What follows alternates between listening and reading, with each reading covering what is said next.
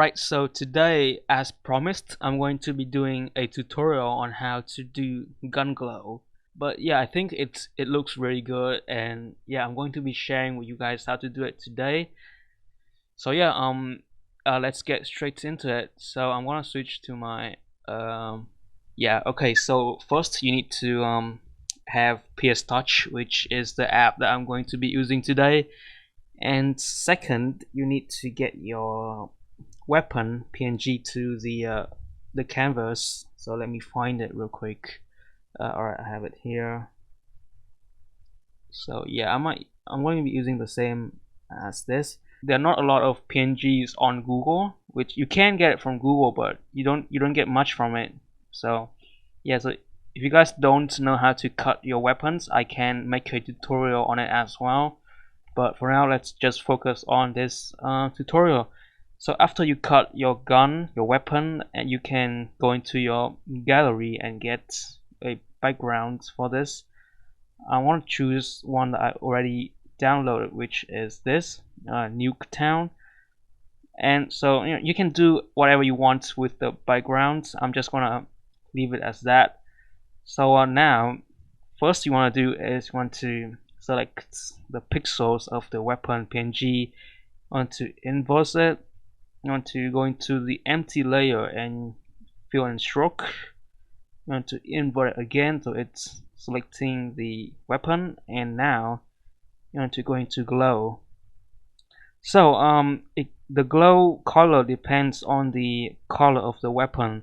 So if it's blue like this, you just want to use the eyedropper, and you want to get one of the bruise shades, I guess. So yeah, if it's a yellow gun like the locust, you can you can use the yellow glow, but for me I'm using this. So the blur you want to set for this, I'm pretty sure it's around 15. Yeah, it is 15. All right, so 15. You want to put it as that. You want to tap OK, go out of the glow section, and you want to extract the white layer. So you have this.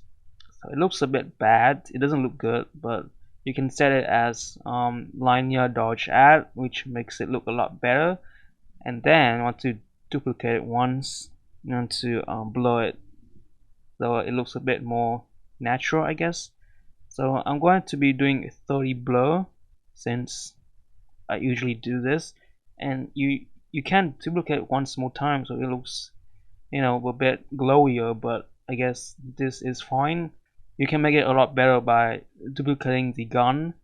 You want to go into the layer under it, and you want to go into glow again. This time the outer glow is going to be 50, so you want to set it to 50, and you go out, you want to set it into linear dodge add as well. So it looks a bit too bright for some of you guys, but we can fix this by adding some of the shadows to this. So you want to duplicate the original layer, put the duplicate layer under all of this stuff, and going to drop shadow. You can play around with this. I didn't record how much shadow I put, but you can go into like 40, and distance. You can do a lot of this with this. So yeah, I'll put around 20. So yeah, we have that. I'm going to duplicate this. So yeah, we have that, and I think that's it. That's pretty simple.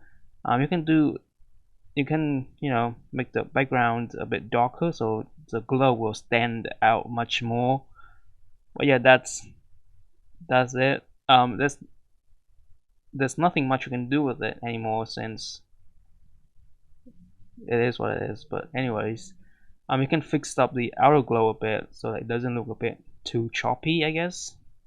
But that's basically it. So yeah, I hope you guys enjoyed this video. I know this one isn't that long, but I just wanted to make a quick tutorial for the new designers who are trying to make designs, thumbnails and stuff.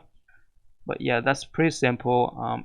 It takes like a few minutes to do this, so it's not that hard.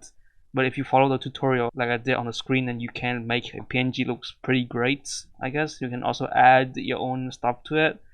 But yeah, I'm just laying down the basics for this. So yeah, so I hope you guys enjoyed this video. Share it to your friends and all that stuff. So yeah, hope you guys enjoyed this video again, and I'll see you guys on the next tutorial.